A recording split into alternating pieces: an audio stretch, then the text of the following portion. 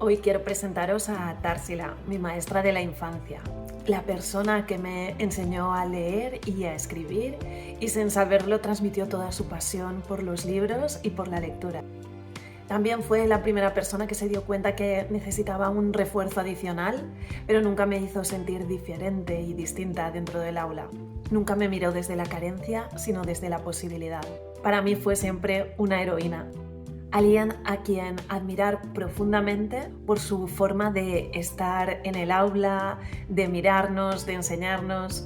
Con los años he descubierto que Tarsila ha sido un referente para muchísimas alumnas que la tuvieron. Una maestra sensible, justa, capaz de detectar necesidades y ofrecer lo que esa alumna necesitaba.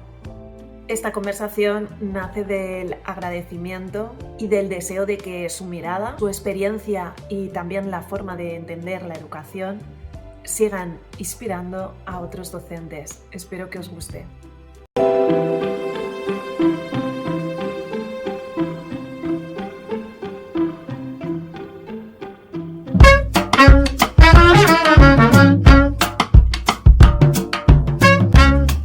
Me han dicho una niña que yo soy rica y yo no, es verdad que no somos ricos, papá dice, no somos ricos. Aquí hay que trabajar. Y el que no pela la naranja no se la puede comer. Bueno, a no ser que se quiera comer las cáscaras, me decía él. Y yo me reía ya, bien. Dice, así que nosotros somos personas que trabajan, no somos ricos. Digo, pero es que me ha dicho rica, yo casi era una ofensa. Y entonces mi padre dice, mira, Sila, más vale que te tengan, él me llamaba Sila, envidia que te desprecian. ¿Qué pasa? Tú no eres rica y en la vida tendrás que trabajar. Bueno, él tuvo que aceptar que yo trabajara. Él pensaba que él me daba mi carrera por si un día de mañana tenía una necesidad, tener yo, que decía, esto es el tesoro. Y yo eso es lo que decía a los niños, esto es el tesoro. Dice, vosotros, yo les decía muchos, cuando tú eras pequeña, pero mirad, aquí dentro tenemos un cofre. Y en ese cofre vosotros vais a meter las perlitas. Y cuando seáis mayores, habrá quien lo habrá ensanchado tanto que sea como si fuera elástico y la tendrá a reposar. Y habrá quien abrirá y dirá, ¿dónde están? Pues tendrá una. Digo, eso. Digo, es la única cosa que hacemos y se nos queda para nosotros. El trabajo día a día que metemos aquí dentro. Porque uno puede una persona va a trabajar para alguien, le pagan por su trabajo, pero beneficia a terceros en otro sentido. Esto puede beneficiar a terceros, pero vosotros... Y es la única forma de que nos engañen, les decía yo. Algunos me miraban así, pero algunos me decían, tienes razón. Pues vale, a trabajar, que no trabajáis lo suficiente para... Y se reían y bueno. Luego te hacían el caso que les daba la gana. Yo creo que has hecho muchísimo. Y que pues yo en realidad lo difícil es el día a día, ¿no? Dar lo mejor que puedes en el sitio donde estás. Y eso lo has hecho siempre. Yo he intentado, por lo menos lo he intentado y buscado las triquiñuelas y... A mí siempre he tenido la gran suerte, entre comillas, de que me daban el mejor curso. O sea, siempre que había muchas problemáticas, Tarsila, hay que cambiarte para atrás. Y decía, ya. Y claro, pero luego, claro, eso yo siempre, para mí era un hándicap, intentar. Y hay algunas personas, algunos alumnos que los tengo en el alma porque no sé de ellos. Yo tenía un niño que era muy inteligente, ella y su hermano eran delgaditos. Y ese niño, te voy a contar una historia muy triste. Pasaba de todo. Resulta que cuando él era pequeño, que tendría un año o menos, su madre los dejó y se largó. Se largó, pero yo creo que ahí hay María de fondo, ¿sabes? Seguro. Entonces, pero se hizo cargo la abuela del paterna. Y esta señora, pues eso me lo dijo a mí, que yo tuve que contener para no cogerla y zarandearla. Dije, pero qué pedazo de burra. Resulta que me dice, intentó hablar conmigo para ver si podíamos entre todos meterlo en un colegio o en un reformatorio, me dijo. Él llegó a decirme, aunque sea reformatorio, pero quiero que se lo lleven, que lo metan. Porque él pasaba de la bala, pasaba de todos, pero yo imagino, porque yo ya no sé qué hacer con él, esto y lo otro. yo lo tenía en clase, y me dijo, no sé qué hacer con él, a pesar de que él tiene muy claro que yo le digo que si no me hubiera ocupado yo de él, estaría en un orfelinato. ¿Tú crees que le puedes machacar a un crío desde que está creciendo, desde lo que no sabe lo que significa? Pues tú aquí estás gracias a mí, porque si no tu padre no hubiera podido hacerse cargo de vosotros y se hubiera metido en un orfelinato. Estarías allí metido con las personas que no tienen. Y yo le dije, pero bueno señora, ¿usted no le puede decir eso a su nieto? ¿Cómo que no? Que he hecho mucho por mi nieto y ya estoy harta. Yo le dije, pues mire, a mí esas palabras no me las diga, porque para usted solamente es un nieto, que para mí son esas palabras sagradas. Digo, pero para mí es mi alumno, y es como si fuera un hijo espiritual. Digo, y no me da la gana que le diga eso a su nieto. Oiga, que yo tampoco le he dicho nada malo. Digo, nada, digo, usted está pidiendo que le metan en un colegio, pero es que un colegio, digo, vale, pero usted ha empleado también la palabra reformatorio. Digo, y me está diciendo que le está machacando al crío, con que le tiene que dar a usted las gracias, cuando tiene que ser un valor añadido de querer a ese niño porque si ha tenido las gracias de que su madre le ha dejado por lo que sea, que yo no entro, y como no lo sé, no voy a juzgarlo. ¿Quién es usted para decir eso?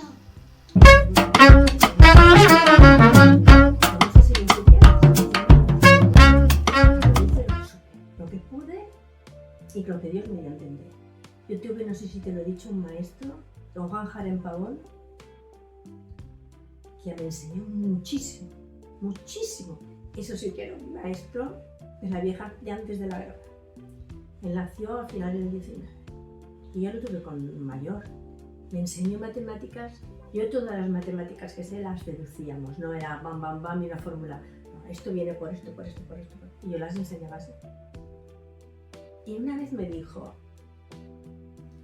porque él fue maestro de escuela, que se quejan ahora, a los 70 años se jubilaba un maestro, ¿eh?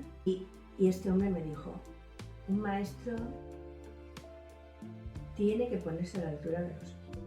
Y eso lo he tenido siempre que ser. Y tiene que ver que no, tú no puedes estar arriba de una tribuna allí o arriba de la palestra diciéndoles a los niños, hablando en tu idioma. No, tienes que bajar el vocabulario al nivel, subirle el vocabulario poquito a poco y el niño te va entendiendo. Porque si tú sueltas una parolatas y el niño se queda inalvis, pues tú has hablado para el aire y los niños se han aburrido como una ostra. Hay como muchas dinámicas y se está hablando de innovación dentro del aula, pero tú eras una innovadora nata. Y me ponían muchos palitos en la rueda, ya te lo he dicho. Yo he tenido que ir contra corriente, nadar contra corriente es muy duro. Yo quería ser maestra de rural, yo quería haberme ido a un pueblo, haber trabajado con niños, haber salido a la calle, llevármelos al campo como... Y aquí lo he hecho. Pero me han preguntado cada vez monjas y me decía, por ahí no vaya a estar sola. Y yo decía, bueno, si no me quieren, adiós. Pero ha sido muy duro, de verdad que sí. Ahora yo cerraba mi puerta, ¡plaf! Y allí estaba mi mundo. Mis niños y yo. Y los demás a volar, que son 2 días. Ya te vuelvo a decir, no sé si lo hice bien. Sé que lo hice lo mejor que soy. Bueno, de momento te están viniendo aquí exalumnos que quieren quedar contigo y darte las gracias. Sí, o mira, que en Navidad eso no creo que le pase a todo el mundo. Y también habrán que me dirán, mira, vamos, no me la trago y tapándome la nariz. También habrán. Los que menos. Porque yo digo siempre, bueno, tú conténtate. También decían que Jesucristo era Dios y lo crucificaron en una cruz. ¿Cómo supiste que querías ser maestra? Yo nunca supe que quería ser maestra. Yo supe que tenía que mi trabajo tenía con mi padre, decía, cuando hagas una cosa, eso te lo puedes decir tú. Amigo, a gemido te puede decir. Mi abuelo decía, las cosas si se hacen bien hechas y si no, no se hacen. Y yo solo tenía claro, o lo hacía bien o no lo hacía. Yo me metía maestra porque entonces a las mujeres nos ponían, principalmente nos mandaban a la docencia. Eso está claro. Yo desde muy pequeña quería ser médico. Pero luego en realidad es una profesión que se ha quedado contigo siempre. Sí. Yo ya te digo que ahora que ya vengo a vuelta de todo, cuando dejé mi profesión, yo le he dicho a Ángel, estoy satisfecha, creo que inconscientemente me reencauzaron a algo. Yo quizás el médico no hubiera sido bueno. Y te digo por qué. Porque a mí, yo te digo que me quitaba el sueño, que un niño, pues, a ver, ¿y esto hecho aquí? ¿Y qué puedo hacerle? Y este niño no avanza por aquí. Y a lo mejor me era más como decirle, pon eso. Ya lo tiene hecho. Yo no consentía nunca que eso pasara. Intentaba que me hiciera clic y dijera, ay, si es aquí, pam, pam, pam, porque ahí ya le has sentado un enganche para que otras cosas. Y yo, claro, morirse no nos morimos todos, ¿eh? Nos morimos todos y no queda aquí nadie, como decían los viejos, no queda así ningún pedallegor. Es un anema. En un momento determinado, que se te muriera alguien, incluso joven y todo, yo sé que eso no lo hubiera podido superar. Cuando yo estudié en Cullera no había mucha gente que estudiara, ¿eh? No había institutos, no había nada, era pase de pagar academias de poco pelo a precio de oro. Mi hermana hizo químicas y yo hice, y a mi padre decían que estaba ahí, como una mujer a estudiar. Mi padre siempre decía que había que quitar la burrera del país. Había que educar a la gente, pero no se educa a la gente. Se le dan los temas que se tienen, si aprende bien y sienta bien, si lee como un lorito y no sabe lo que dice, da igual. Eso no es enseñar. Para mí. Y de hecho, Társila, si te pudieras quedar con unas asignaturas, ahora que están viendo, pues vamos a reformar la educación. Si te quedaras con algo, con la esencia de esta nueva generación que viene, que está creciendo ya con la inteligencia artificial, ChatGPT, con todo esto. Como asignatura, sí, fríamente, no te voy a decir, pero el respeto, que no es una asignatura, pero sí que es algo que es deberíamos de dar a veces. El respeto desde del de arriba al de abajo y el de abajo al de arriba, que no es este. Entonces, el respeto al conocimiento, que tampoco lo tienen. Hacen gala, yo veo allí a veces cuando lo sacan, le preguntan cosas y están haciendo bachiller. Y yo digo, leches, no sabe casi ni hablar bien. Es muy triste, María, es muy triste. Si ellos aman el conocimiento, pero aman otra cosa. Si uno no tiene eso, y yo no estoy hablando de servilismo, no estoy hablando del respeto a un servilismo, de eso ni hablar. Mi madre me enseñó muy bien eso. Mi padre me decía, nadie está por encima de ti, pero tampoco hay nadie debajo. Unas personas tienen unas cualidades y otras tendrán otras. Solamente tú puedes considerar que está por ese admiración aquella persona que se gane por sí misma esa admiración. Porque tenga unos conocimientos, porque tenga unos valores. Vamos, que es una maravilla de persona que te llega a ti. Tú consideras que yo lo miro casi como un ídolo. Exacto. Pero no porque tenga dinero, tenga una posición social, o sea un imbécil.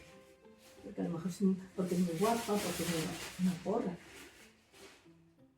Tienen que ser otros carismas los que tienen que la gente respete. Si vamos a lo superficial, por eso hay tanta gente que la cirugía estética, que estudia. Pero si la gente tiene que ser la que sabe repetir. Pero la gente joven esté pendiente de esto. De aquí para afuera y de ahí para adentro, ¿qué hay detrás? No sé si me explico bien, si lo que estoy diciendo es del año San Barambán. Es toda actualidad. Yo sí.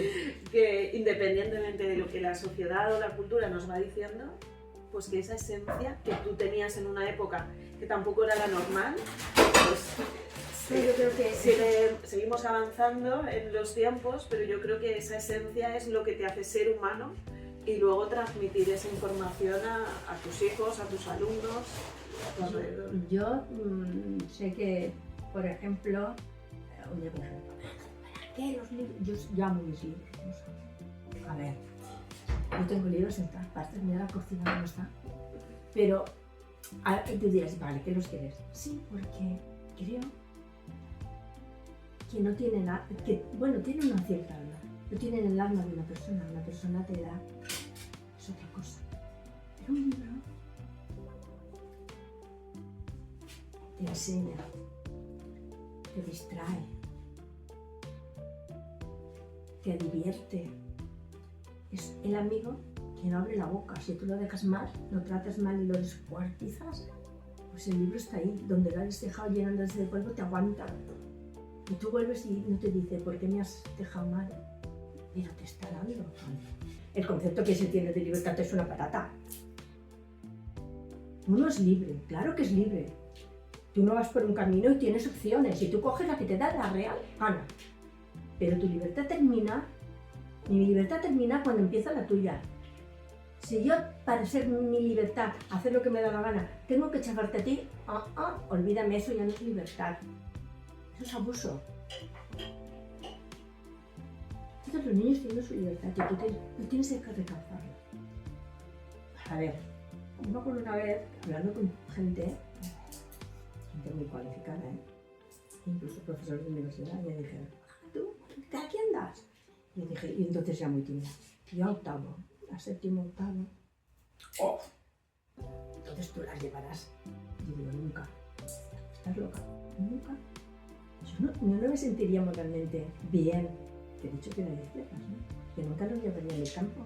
Yo les daría herramientas para que ellos, con su capacidad, discurran y sepan lo que quieren. Y lo que eligen. Una vez lo eligen, que lo respeten. Pero hay una cosa, pues eso se llama respeto. Claro. Y yo respeto que una persona tenga unas ideas totalmente distintas de las mías. Si me convence para ir a su campo, es otra cosa. Si yo lo convenzo para que venga el mío, es otra cosa. Pero imponerla, estoy cortando su libertad. María. Entonces, ver como tú estás hablándome, no me he ido, aunque me parece que me vaya, no me he ido. La inteligencia artificial, todo lo que viene de la ya empezamos a ir. Nos están manipulando por todo eso. Nos van a cambiar la historia. De hecho, la historia es todo una mentira, ¿eh? La historia la escriben, como decía mi padre, la historia la escriben los que vencen y cuentan lo que les da la gana. Y entonces decía mi padre, pues si lo hacen así, están faltando a la verdad, y uno falta a la verdad, no tiene derecho a ser respetado. Y mi padre se reía y decía, sí, ya crecerás y te darás un morrón, me decía mi padre. No, pero es que es así.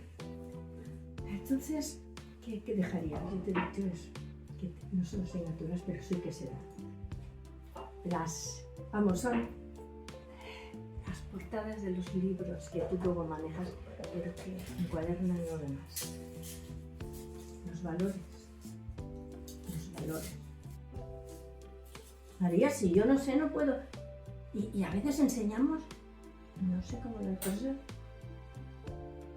La clave sería entonces, pues algo que hacías tú siempre, ¿no? A través de la lógica, entender las matemáticas. Exacto. A través de una lectura comprensiva, entender la vida, cuestionar a los personajes, las historias. Exacto, yo creo que es así, porque nos enriquece a nosotros, nos enriquece a esto. Es decir, que mi abuelo decía, el saber no ocupa lugar. Y es verdad, los refranes, la gente antigua sabía poco leer y escribir, pero tenía unos refranes y unas frases que decías, madre mía, cuánta sabiduría hay metida en esto, cuánta experiencia, porque la experiencia es súper importante. Y con eso no estoy prohibiendo que se vayan a bailar, a cantar, a festivales y a lo que haga falta. Lo que estoy diciendo es que tenemos que valorarnos a nosotros mismos. Esa es la primera parte. Si no nos valoramos, si despreciamos al vecino, nos estamos despreciando a nosotros. Tenías una sensibilidad especial para detectar qué era lo que necesitábamos cada uno de nosotros. Hoy en día pues hacemos, que seguro que lo sabes, informes de esto, estadísticas, Sí. y luego pues te dicen, pues este alumno con estas características tienes que atenderlo de la siguiente manera, ¿no? Está todo burocratizado. Tú tenías ese instinto y esa sensibilidad para saber exactamente qué era lo que necesitábamos. Si esto solo tuvieras que transmitir a otros docentes, ¿cómo podrían encontrar esa sensibilidad? Pues mira, yo creo, yo te he hablado de mi maestro, me dijo que te tienes que poner en la piel del niño. Y eso lo tuve yo muy presente. Dije, tengo que ser maestra, pues sí. No, voy a serlo en todas las consecuencias hasta donde yo pueda llegar. Yo no os veía como los 20, los 40, los 50 niños que tuvieron la clase. Yo veía cada persona como un individuo solo. Entonces yo lo tenía que ver como, tú tienes los ojos de un color, el pelo de un color y tu estructura, o sea, es de una forma muy distinta al otro. Si tú ves a dos personas y nunca los puedes decir, ponerlos como hechos en serie, yo no podía verlos como hechos en serie. Yo los tenía que ver individuales. Me costara lo que me costara, me aprendió su nombre, me decían, ¿cómo puedes aprenderte en 2 días? Ahora ya no, ahora se me van todos, pero pues porque creo que llamarlos por el nombre les hacía tener identidad propia. Entonces yo aprendí enseguida los nombres, pero luego intentaba ver qué carácter tenían, si eran más tímidos, si eran más... y todo lo que pudiera ver. Ellos eran, no sé si me explico, una parte indivisible, eran ellos, cada uno, no ellos, sino no era él. una cadena de montaje. No, no. ¿Qué quiero decirte yo? Que como tú me has preguntado que cómo podía hacerlo. Pues yo, no sé explicártelo porque observaba eso a cada niño, pues la tecla que él le veía. Si... De todas formas, siempre intentaba que las cualidades que yo consideraba que tenían, traérmelas a mi terreno, ¿eh? Yo era más como decirle, mira, dice tal cosa, que dibujes a tu papá, o que pongas ahí una planta con una flor, o con 2 flores. Eso a mí me era comodísimo. La niña llegaba y hacía su dibujo o su garabato. Pero la niña no había llegado a lo que yo quería, que es que entender la lectura para realizar un proceso. El proceso entonces quizás sería lo más importante que no podemos perder. Claro, claro. Y eso a lo mejor, lo que tú dices, con 40, dejarle a la niña retrasada. Yo no llevaba el libro, ninguno llevaba ese libro al mismo nivel. Habían grupos. Y había grupos que cogían y empujaban todo el libro y tú decías, bueno, y por decir páginas. Llevaban 20 páginas, había niñas en 15, había niñas que no pasaban de la 2. Para mí era más cómodo hacer un grupo homogéneo, no, un grupo borregado. Hacer un grupo como eso, como soldaditos de plomo todos hechos con el mismo trofeo. No, señor. Si ella no puede llegar y no dar el salto en ese momento, pues yo a mí, y a veces tenía que vencer la tentación, no te creas que no, porque a veces dices, wow, es que esta niña a ver si se me retrasa. Pero a lo mejor daba ese salto, María, y le entraba se le veía en la cara a María, la alegría, los ojos le salían, te miraba como diciendo, te veneraba en ese momento a ti la niña, porque había entendido lo que tú le querías enseñar. Eso para mí era más que las pesetas. Imagínate el panorama con todo el grupo que había. Y cuando venían a abrazarme, que veníais todas, me metía aquí reculando, yo reculaba y me metía en la pizarra. Me apoyaba ahí porque es que decía, como me tiren, me caiga yo encima de las niñas y ellas otras. Pero aquí desgraciamos a una niña, o algo más. Era eso. Yo para mí fue un descubrimiento porque pensaba que, o sea, que como yo te admiraba y te quería, no te quería nadie más.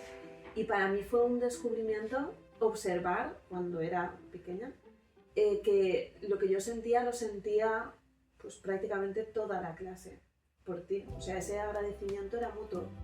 Y ahora que soy mayor, digo, ostras, ¿cómo conseguía llegar, dársela individualmente a todas las personas que estábamos allí en esa clase?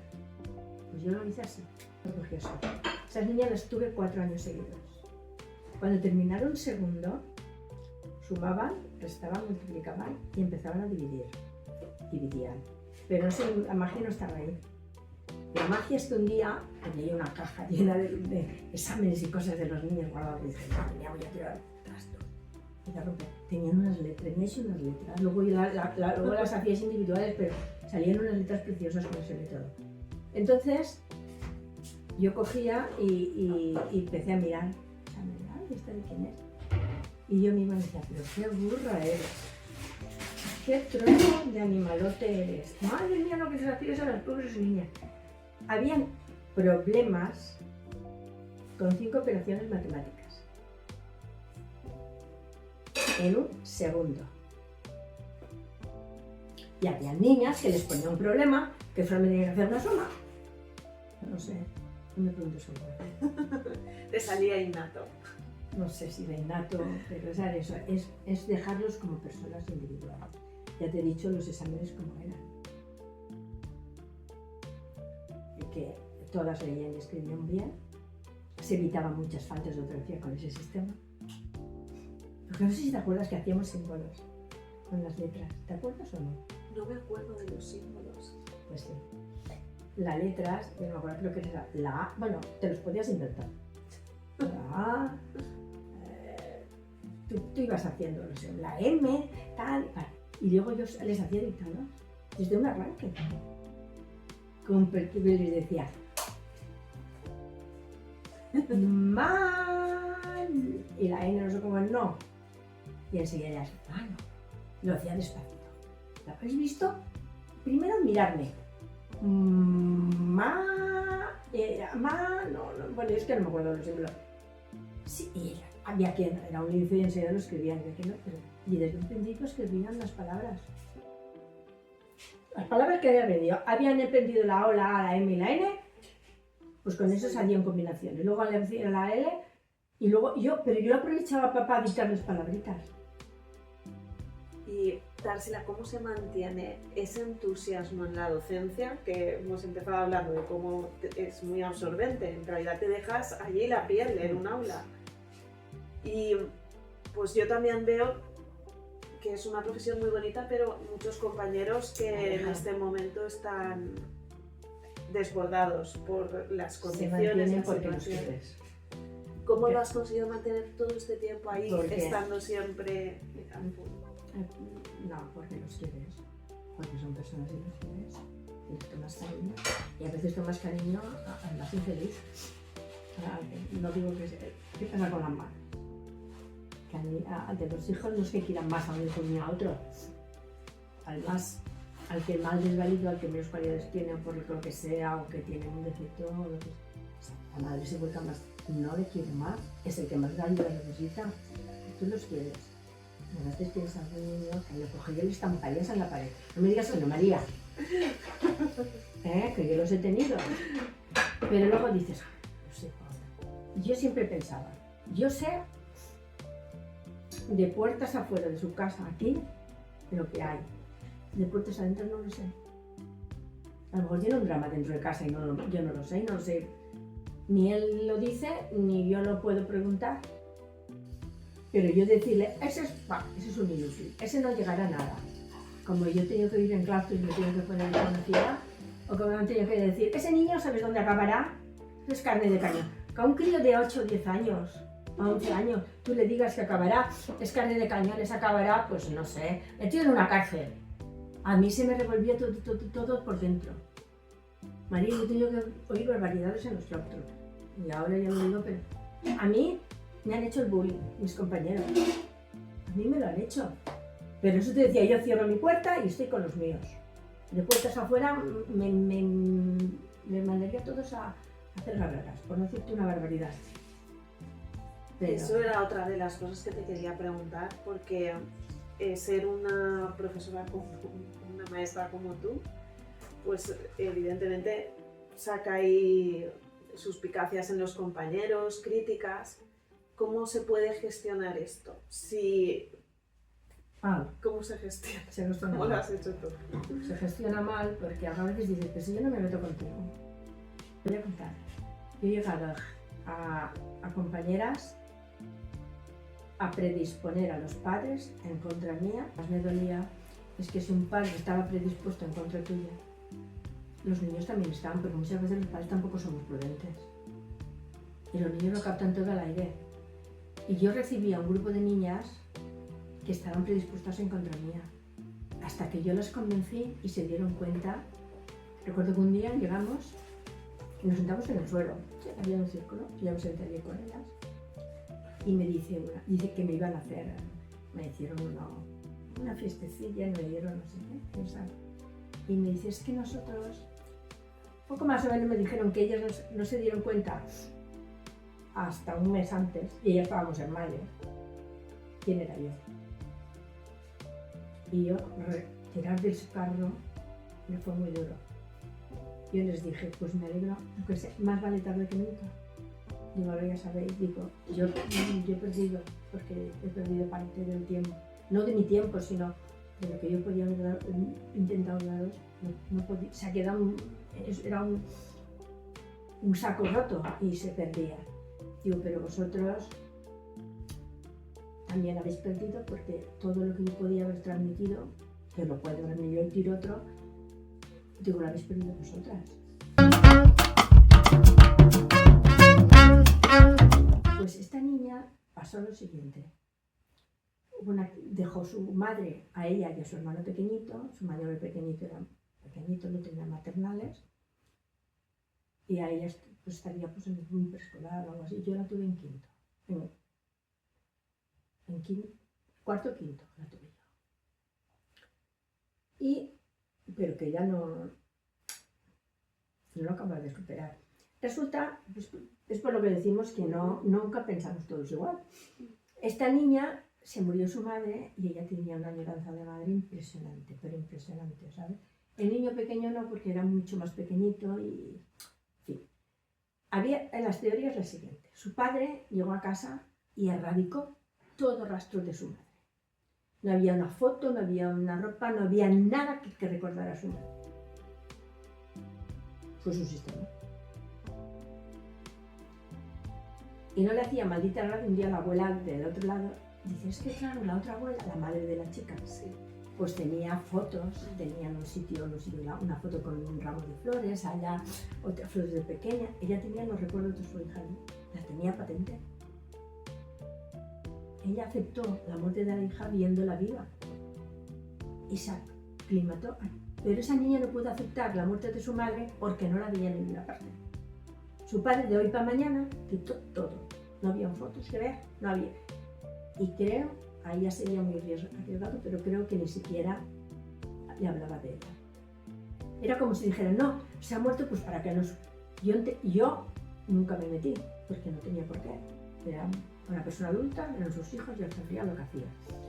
Yo cuando me vino la niña, habían pasado ya varios años, porque si ella entonces tenía 4, si yo la tenía con 10 o con 9, había pasado ya, podía haber, a esas edades no podía haber. Esa niña estaba en punto muerto. Pero yo no le podía decir a su padre, tú tenías que haber dejado las fotos, aunque te dolieran, porque no está, pero está algo, que ella viera algo, aunque eso no lo era. Entonces yo había miedo. No me preguntes si es porque estaba nublado, que había 10 días que la niña estaba en el último sótano, pero fatal. Y no podía hacer nada, casi lloraba. Yo la tenía siempre en primera fila. Y me decía,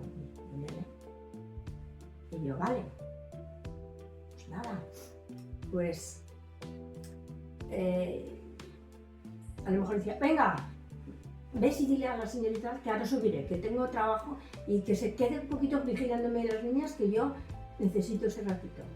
La cogía, me sentaba con ella, ella lloraba, ella decía, María, tú lloras. ¿Tienes que llorar? Lloras. Cariño, tú tienes un dolor y lo tienes que sacar. Y luego decía, es que yo, que ya no podía ver a su mamá, que yo no tengo mamá. Digo, no es verdad, tú tienes una mamá. Y yo, pues a mi manera se lo explicaba, le decía, mira, tu mamá te tuvo 9 meses ahí dentro. Más cerquita del corazón no te ha podido tener.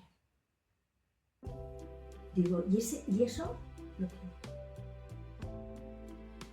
Ahora ya no está, tú no la puedes ver, pero cierra los ojos. Ahora cierra los ojos. sí, ahora la ves. Yo sabía que sería difícil porque no tenía ni fotos.